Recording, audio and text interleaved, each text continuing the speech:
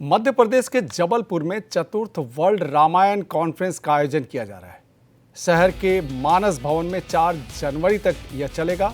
इस आयोजन में देश विदेश के ट्रेडिशनल आर्ट के शामिल किया गया है।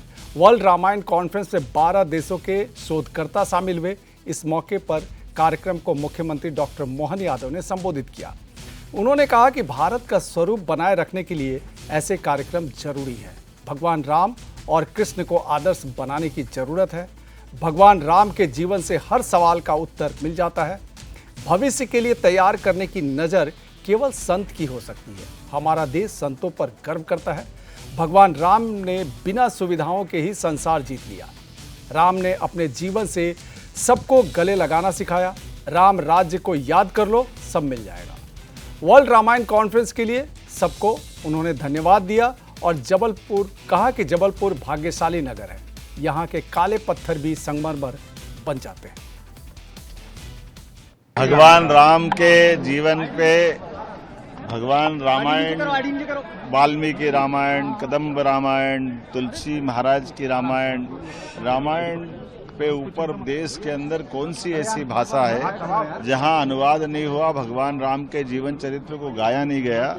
और हमारे न केवल देश में बल्कि दुनिया के अंदर सर्वाधिक जिस पवित्र ग्रंथ की चर्चा होती है वो ऐसे प्रमुख ग्रंथों में से रामायण एक पवित्र ग्रंथ है।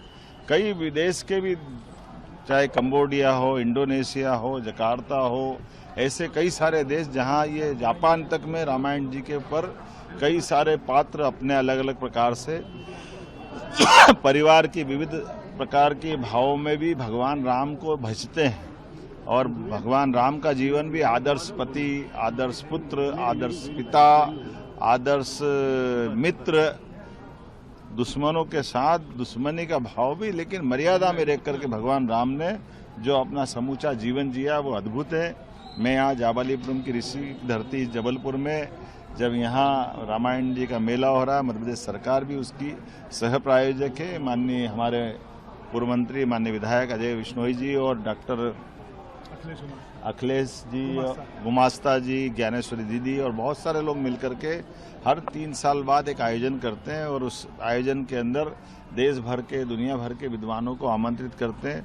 आज मैं स्वयं शामिल हुआ। हमारे संस्कृति मंत्री भारत सरकार माननीय गजेंद्र सिंह शेखावत जी और परम पूज्य पद्म विभूषण राम भद्राचार्य जी महाराज, ज्ञानेश्वरी दीदी, ऐसे कई संत वृंद के साथ इस आयोजन का शुभारंभ हुआ और अलग अलग प्रकार के चित्रों का संयोजन करते हुए चित्र की प्रदर्शनी भी बनी है।